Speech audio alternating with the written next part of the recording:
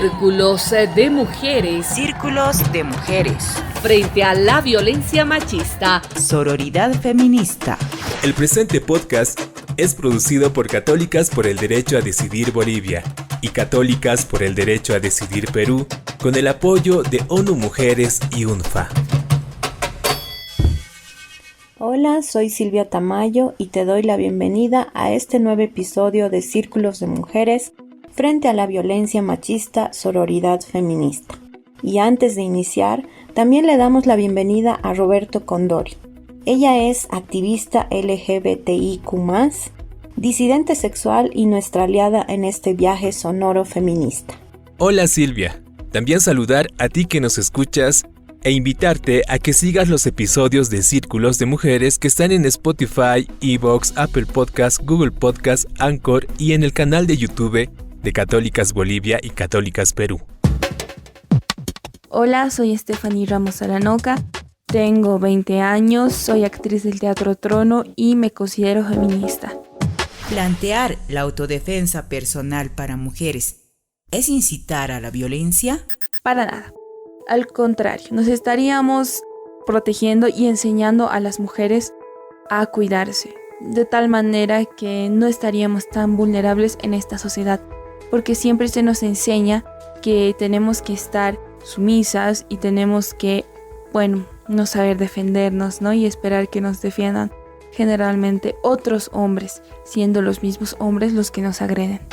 Círculos de mujeres frente a la violencia machista. Sororidad feminista. En este episodio hablaremos del autocuidado y la ruta crítica sororal. Queremos resaltar la importancia del autocuidado de las mujeres lideresas, que acompañan casos de violencia y que generan desde sus propias iniciativas acciones sororales. Y para hablar sobre la sororidad, tenemos como invitada a Gladys Achá. Ella es feminista, activista por los derechos humanos de las mujeres y es certificada como promotora comunitaria. Querida Gladys, ¿cómo estás? Querida Silvita, hola a todos los que nos escuchan. Muy bien, gracias por la invitación y contenta de participar hoy día. Muchas gracias, Gladys. Y también nos acompaña Miluska Lusquinos, abogada feminista, coordinadora de la organización Trans Organización Feminista por los Derechos Humanos de las Personas Trans en el Perú. Bienvenida, querida Miluska. Hola, muchas gracias por la invitación. En este encuentro sororal de mujeres también está con nosotras Violeta Tamayo. Ella es consultora de Católicas por el Derecho a Decidir Bolivia y militante de la agrupación de mujeres Pan y Rosa, una mujer activista en defensa de los derechos de las mujeres. ¿Qué tal, querida Violeta? Gracias, Silvita, por el espacio. Gracias a ustedes por invitarme a entablar este diálogo con las compañeras presentes también.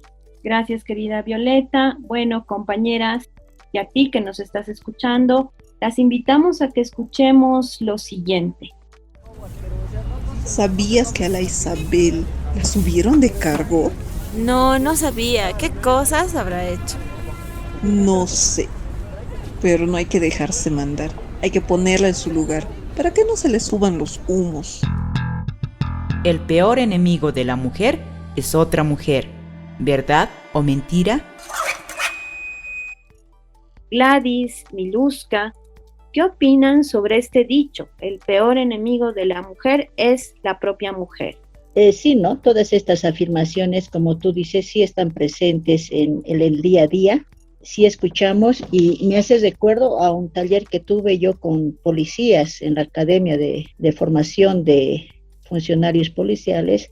Después de yo haber hecho la explicación de lo que era el género, los roles, estereotipos y todo, se me para un capitán y me dice: mire, licenciada, yo estoy de acuerdo con todo lo que usted expone, es más, le apoyo, pero de todo ese análisis que usted ha hecho, la culpable es la mujer, ¿no? Porque la que reproduce los roles es la mujer, la que educa en la casa es la mujer.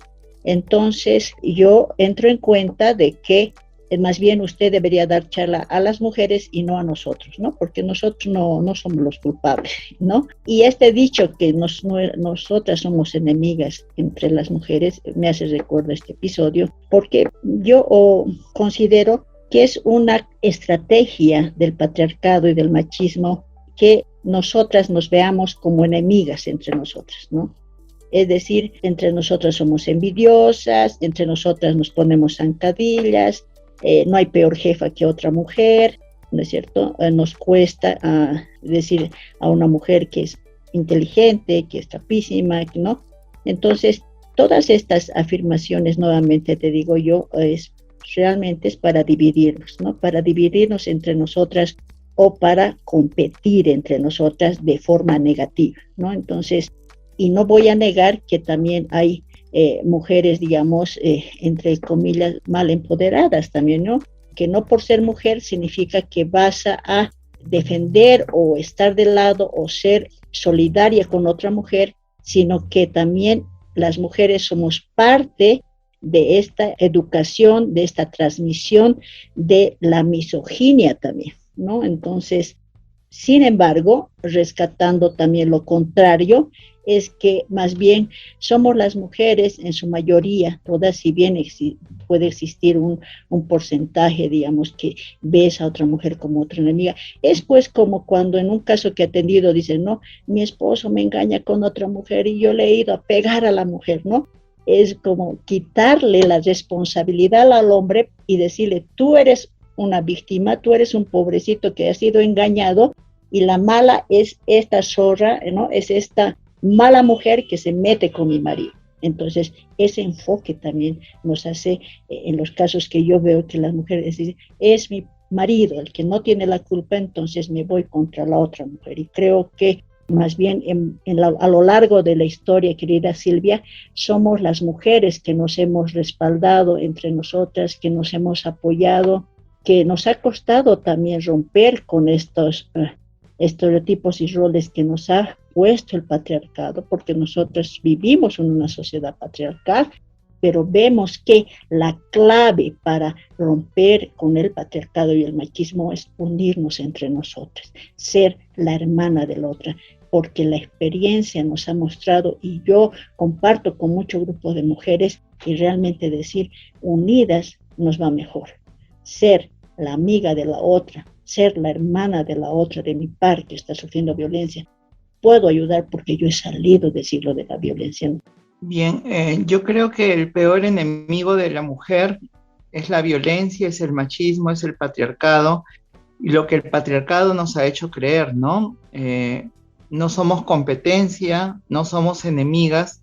La red sororal debe responder a esa amistad, a ese querer, a esa sanación que debemos de tener las mujeres y las mujeres en su diversidad, como las trans, las lesbianas, y de cómo esta pandemia, este contexto incierto, nos propone seguir en solidaridad, dando respuesta a la violencia machista que nos enfrenta en toda Latinoamérica y el Caribe. Y en este momento que estamos tratando la violencia que nos afecta a Perú y a Bolivia, y de cómo las estructuras machistas y patriarcales nos conllevan a pensar de que la mujer es la enemiga de la otra mujer. Sin embargo, somos alianzas, somos hermanas, somos estructura, somos fuerza. Desde mi punto de vista, yo creo que es un mensaje machista, misógino, muy patriarcal, instalado por la heteronormatividad, instalado por el machismo, instalado por la violencia que sufrimos día a día las mujeres.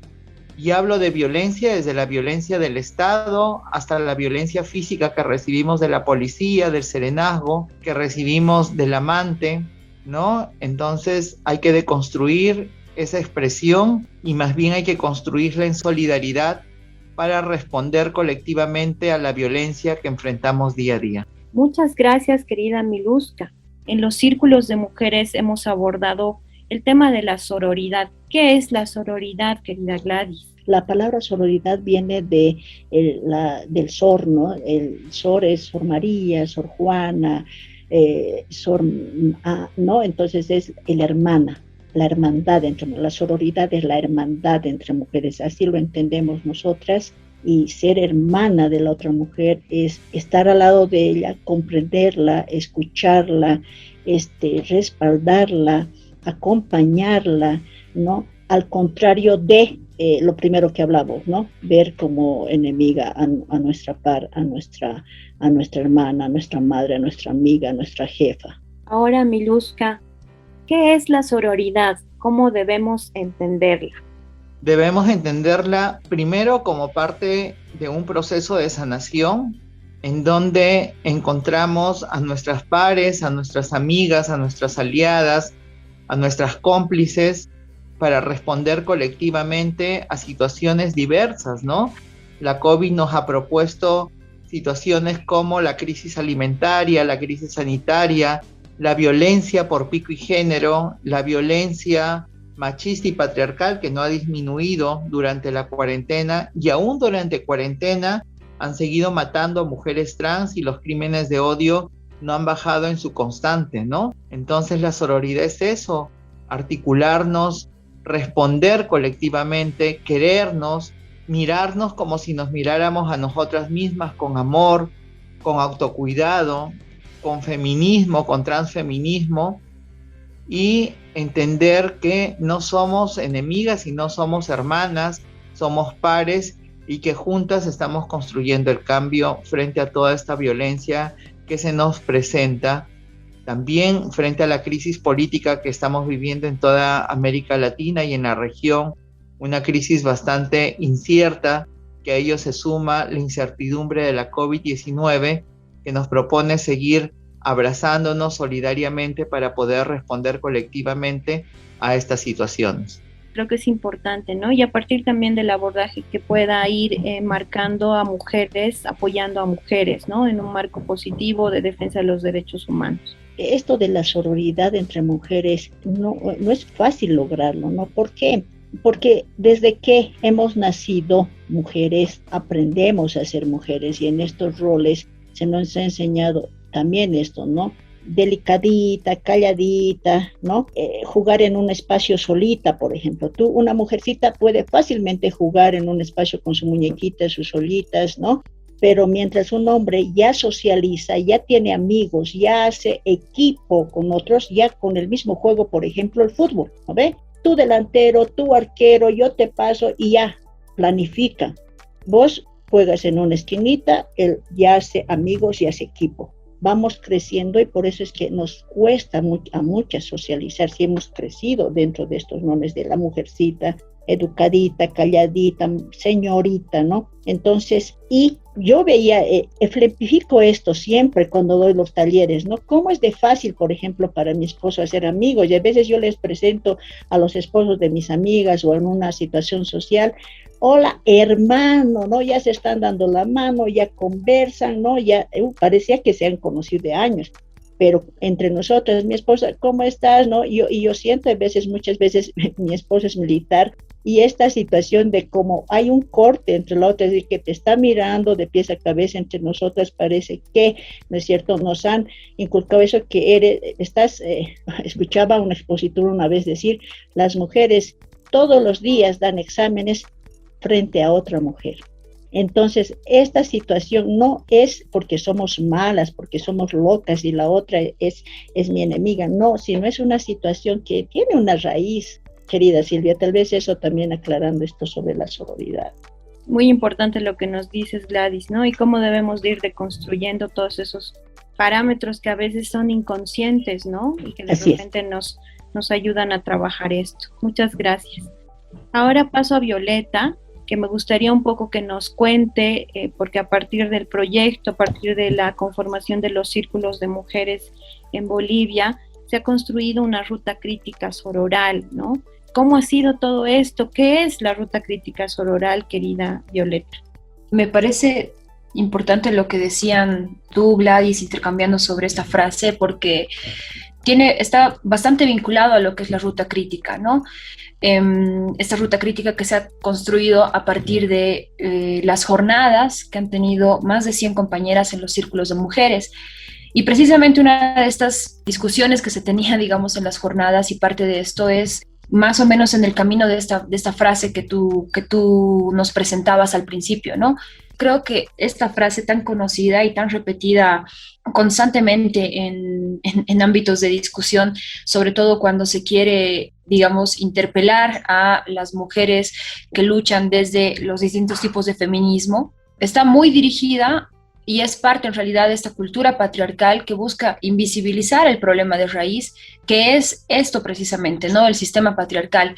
Es decir, situar a las mujeres como enemigas o como principal problema de los problemas de otras mujeres es una forma de personalizar, individualizar y reducir un problema que es profundamente social, ¿no? Y que es parte de una construcción social a un individuo, digamos, ¿no? Las mujeres se pelean entre ellas y a eso se reduce el problema del machismo y de la violencia patriarcal, básicamente, ¿no? Cuando se utiliza de por medio esta frase. Los problemas, en realidad, y los enemigos principales, por tanto, son no la personificación, ¿no? Sino los sistemas de opresión y explotación que subyacen en esta violencia patriarcal. Esta discusión y otras, ¿no? Por ejemplo, sobre el amor romántico, sobre qué es violencia estructural, qué es patriarcado, qué es machismo, qué es el matrimonio conveniente que hacen capitalismo y patriarcado, y un sinfín de temas más, han sido compartidos desde las propias experiencias de alrededor de 100 compañeras en las jornadas que se ha sostenido con este grupo valioso de mujeres, ¿no? Y todo esto para aterrizar en lo más práctico, que es la discusión sobre cómo afecta el patriarcado, el sistema patriarcal, en la cotidianidad, y lo más importante todavía, que es cómo hacerle frente a este sistema patriarcal, ¿no? De ahí que todos los temas que han sido compartidos han sido sistematizados también en base a lo que las compañeras consideraron más jerárquico de sus acciones de lucha cotidiana frente a la violencia machista, ¿no? Y es de ahí que sale la ruta crítica. Entonces, con esta ruta crítica, lo que se pretende es dar pautas para que las mujeres que deciden romper con el ciclo de violencia patriarcal den los primeros pasos, digamos, para llegar a la denuncia, ¿no? Y pues está pensada en llegar a compañeras como ellas, como nosotras, activistas, militantes, defensoras de derechos y quienes acompañan a mujeres que están enfrentando esta violencia machista, ¿no? La sistematización se ha ordenado en 3 partes. La primera parte, ¿no?, de esta ruta crítica y de los aportes de las compañeras se ha ordenado en un segmento que se denomina acoger, ¿no?, que es toda esta parte que se dirige al momento de la contención, de esta primera escucha activa, ¿no?, en la que las compañeras han identificado, por ejemplo, como importante, sobre todo, la asertividad de las palabras empleadas, la empatía necesaria para acompañar y alentar a las mujeres víctimas que están haciéndole frente a una situación de violencia y han decidido ponerle un alto. La segunda parte es informar, ¿no? El segundo paso está dirigido a este momento donde se brindan los elementos básicos para acudir a instancias de denuncia. Brindar información también implica, por ejemplo, dar líneas de atención, direcciones actualizadas, dar referencias y contactar con redes de aliadas, de psicólogas, de activistas que puedan coadyuvar con el caso, con el hecho de violencia que se está acompañando. Y por último, el último paso que se identificó como importante es orientar, ¿no?, que es profundizar en los pasos a seguir, dando elementos más precisos sobre, por ejemplo, la propia experiencia de las compañeras, la propia experiencia que hemos tenido todas y los mecanismos más efectivos para que las instancias pertinentes realmente pues le den atención a los casos, ¿no?, sabiendo cómo funcionan los muros burocráticos patriarcales y mercantilistas del propio Estado para poder llegar a una denuncia. Entonces, todos estos elementos y muchos otros más están plasmados en esta ruta crítica, que ha sido un producto, una elaboración colectiva. Y bueno, creo que es importante también escuchar a Gladys. Ha tenido también su parte, ¿no?, en esta construcción. ¿Qué te ha parecido esta construcción colectiva, querida Gladys? Han sido jornadas realmente muy provechosas, jornadas donde desde el inicio se ha dado esta mirada de precisamente de lo que hablamos, esa mirada de la sororidad entre nosotras, las activistas, las acompañantes, las mujeres comprometidas, mujeres sobrevivientes de la violencia. Para mí ha sido riquísimo todas estas jornadas y más esta construcción conjunta que hemos hecho de esta ruta crítica sororal. ¿Por qué? ¿Por qué la importancia para mí porque no es fácil estar el día a día. Nosotras sí día a día estamos con la violencia machista, con la violencia patriarcal, escuchando los testimonios de nuestras compañeras, ¿no? Ahora yo estoy trabajando como promotora comunitaria y te puedo decir, y bueno, años también atendiendo, orientando y acompañando a mujeres en situación de violencia. El día a día nos sentimos impotentes, nos sentimos huérfanas, desprotegidas. Si bien reconozco que hay una normativa buena en nuestro país, sin embargo, mucha de esta normativa está carente de recursos, está carente de personal, tanto en administración y operadores de justicia, sensibilizados, especializados, que realmente sepan cómo es esto, porque la violencia machista, patriarcal es compleja y las mujeres no la sufren solamente cuando se casan o cuando concubinan, sino es desde que nacemos mujeres, a lo largo de nuestra vida, está presente la violencia en nuestras vidas. Entonces, nuevamente, retomando lo que es la ruta crítica sororal, unir nuestras experiencias, unir nuestros testimonios de vida, unir los conocimientos también, muchas con conocimiento legal, otras más desde conocimiento social, psicológico, compañeras del día a día que han salido de ese ciclo de la violencia o de esa espiral de la violencia, y por eso me parece que esta construcción ha sido muy importante porque la hemos hecho nosotras. Y justamente en base a lo que tú decías, ¿por qué es necesario este acompañamiento a mujeres que viven violencia machista? Para nosotras, clarificar las acciones que debemos seguir son muy importantes, porque cuando una mujer rompe la espiral de la violencia, está viendo esa luz al final del túnel y muchas acuden a nosotras. Y nosotras tenemos que estar seguras, claras, de cómo orientar y respaldar y acompañar a esta mujer. Por eso, tener claro qué acciones seguir, cómo orientarla en lo que va a ser la denuncia, la exigencia de sus derechos, cómo la acogemos cuando llega a nosotras esta mujer que decide o no denunciar, pero sí que viene en busca de ayuda o de orientación o simplemente en busca de escucha, ¿no es cierto? Entonces, ahí hemos trabajado, por ejemplo, cómo ser asertivas en la escucha activa, en la contención en crisis. Las compañeras, muchas de nosotras ya estamos capacitadas, pero ahí este grupo nos ha servido, este círculo de mujeres, para ahí clarificar, ¿no es cierto?, qué dice la ley, qué obligación tienen los funcionarios, operadores y administradores de justicia, dónde podemos referir los casos. Y eso es clave, Silvia, porque nosotras en el ámbito, en el distrito, en la villa que nos desarrollemos o hagamos o estemos ahí, tenemos que saber qué servicios hay, con qué persona podemos contar, dónde podemos derivar un caso. Si la mujer está con signos de violencia física, al forense, al médico forense o a un centro de salud, que la ley lo dice así. Muchas veces acá, por ejemplo, yo vivo en el Alto, los forenses ya están llenos desde las 3 de la mañana, mujeres haciendo fila para un certificado. Pero la ley dice que los hospitales, los centros de salud están habilitados y tienen la obligación de dar certificaciones médicas.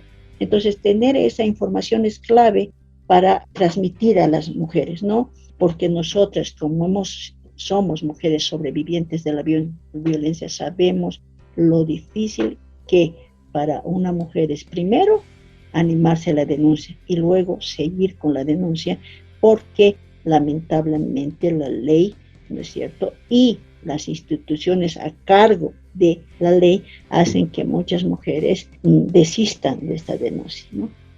Querida Gladys, tú como mujer lideresa, que has sido parte, sigues siendo parte de estos círculos de mujeres de Bolivia que buscan acompañar desde la sororidad, como bien tú lo decías, que acompañan a mujeres que viven violencia, pero ¿dónde está el cuidado que deberían tener las mujeres acompañantes, ¿no? Como es tu caso.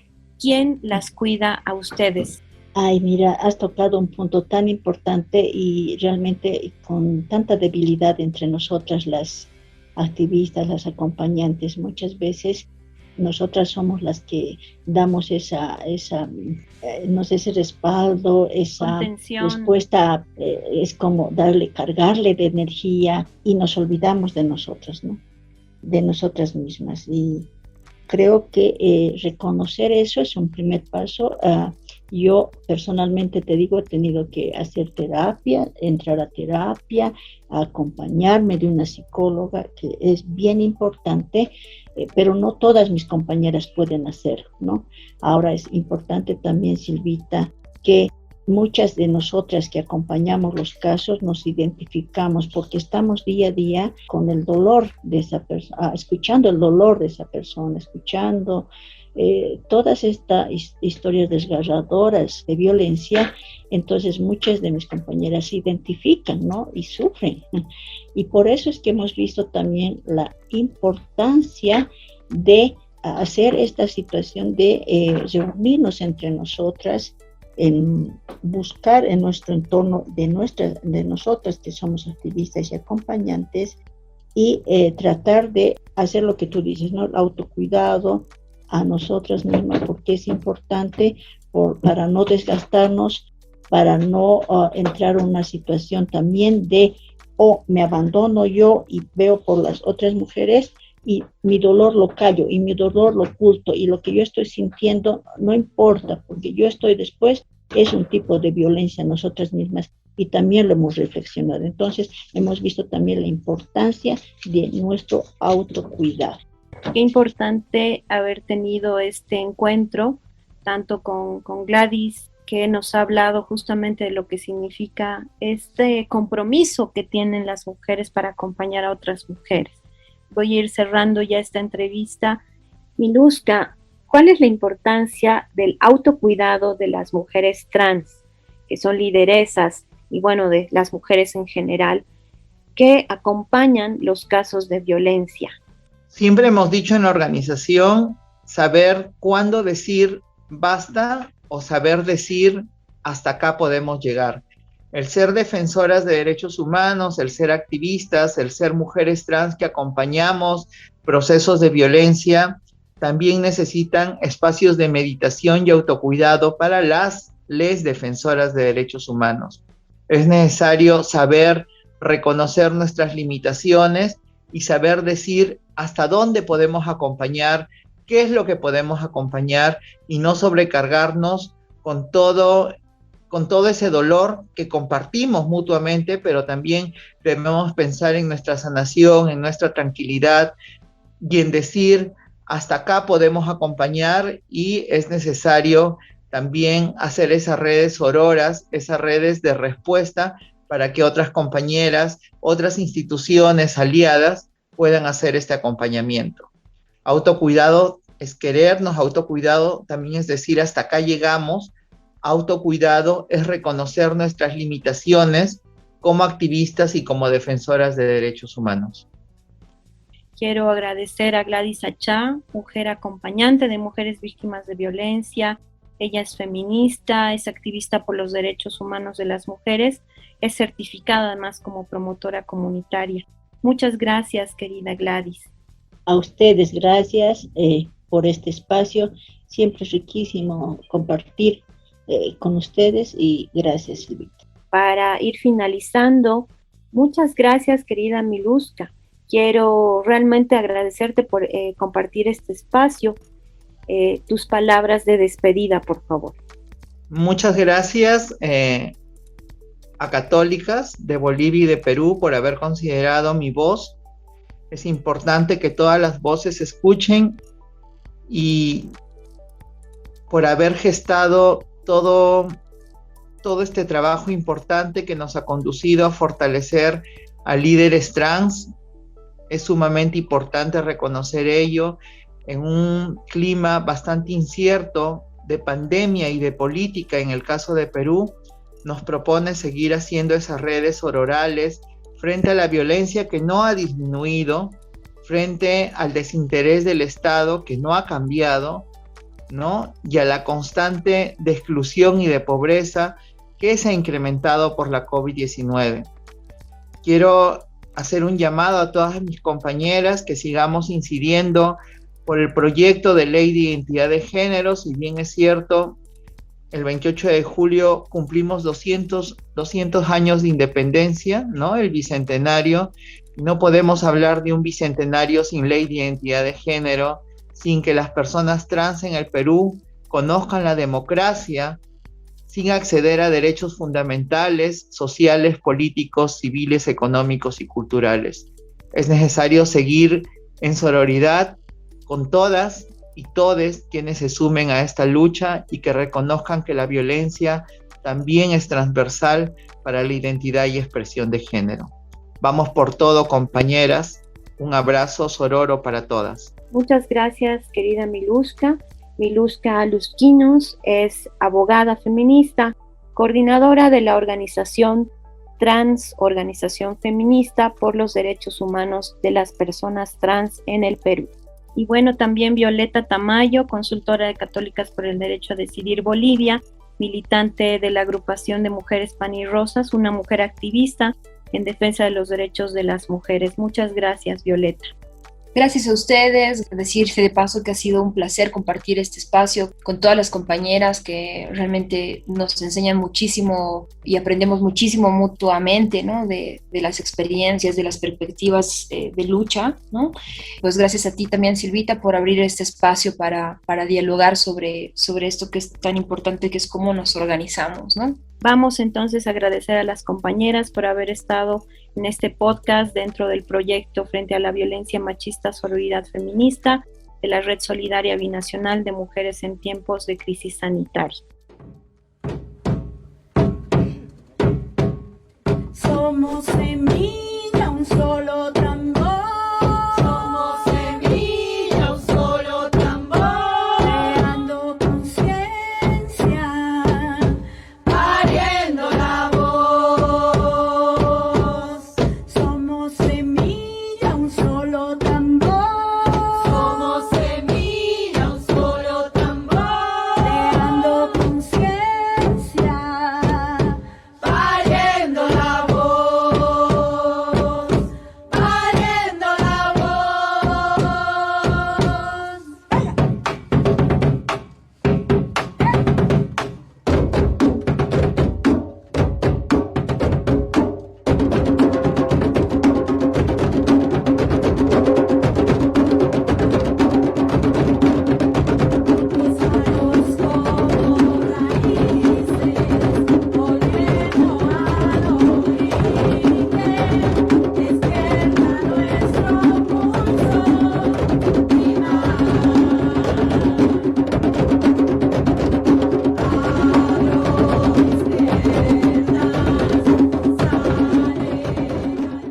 Acabamos de escuchar a Guarmi Tambor, grupo musical boliviano de mujeres con la canción Pulso Primal, letra y música de Guarmi Tambor de Bolivia y Leguereale de Argentina. Hola, soy Stephanie Ramos Aranoca, tengo 20 años, soy actriz del Teatro Trono y me considero feminista. ¿Por qué es importante la sororidad para la lucha contra el patriarcado? Es importante generar esos lazos de empatía, de sororidad entre nosotras. Dentro de este sistema se nos enseña constantemente a competir entre nosotras, a odiarnos por ser de diferente manera, por parecer que estamos una sobre la otra, como si hubiera una jerarquía entre mujeres. Y al generar la sororidad rompemos esos estigmas y podemos empatizar con nuestras mismas amigas, con nuestra misma familia, y podemos ver más allá de lo que nos permite ver nuestros ojos y observar realmente desde su posición de ellas. De tal manera formamos lazos más fuertes y podemos generar esa unión para salvarlas de situaciones de riesgo o que ellas también nos salven de situaciones de riesgo. Más allá de eso también está la formación, en la cual constantemente nos vamos apoyando y nos vamos alimentando de lo mejor que nos ofrecen nuestras amigas, nuestras hermanas, nuestras madres. Círculos de mujeres frente a la violencia machista. Sororidad feminista. En este episodio de Círculos de Mujeres, hablamos del autocuidado y la ruta crítica sororal. Mi pregunta es, si los hombres están pensándose también desde una perspectiva de autocuidado. Al parecer no. Una masculinidad construida desde lo patriarcal manda a que el hombre sea el superhombre que todo lo puede. Incluso puede arriesgar su propia vida para no traicionar ese mandato. Autocuidado y sororidad pues nos hace mucha falta a quienes estamos al menos deconstruyéndonos de ese concepto de ser hombre. Y es así, Roberto. Con estas reflexiones cerramos el episodio de hoy. Te quiero agradecer a ti que nos estás escuchando y que regularmente lo haces, para recordarte que los episodios de Círculos de Mujeres están disponibles en Spotify, iVoox, Apple Podcasts, Google Podcasts, Anchor y en el canal de YouTube de Católicas por el Derecho a Decidir Bolivia y de Católicas por el Derecho a Decidir Perú.